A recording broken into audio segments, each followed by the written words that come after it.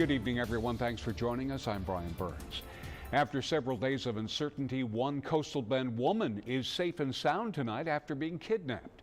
Our Ashley Gonzalez shows us the latest details on the standoff that took place this afternoon between law enforcement and the suspected kidnapper in tonight's top story.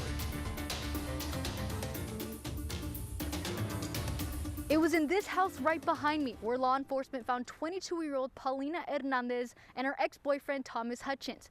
Police say Hutchins was barricaded inside of a house for hours in a standoff. Police also tell us that Hernandez is safe and reunited with her family. Hutchins is now in police custody after an hours-long standoff with police and FBI. This was the scene before law enforcement made contact with Hutchins. FBI told 3 News he barricaded himself inside a residence near 1500 Cadillac Drive for hours. The FBI says they were able to negotiate a peaceful surrender with Hutchins. Hutchins is being charged with 3 outstanding warrants: aggravated kidnapping, aggravated assault, and burglary of habitation with intent to commit other felony. Stay with 3 News for the latest details. Reporting from 3 Rivers, Ashley Gonzalez, 3 News.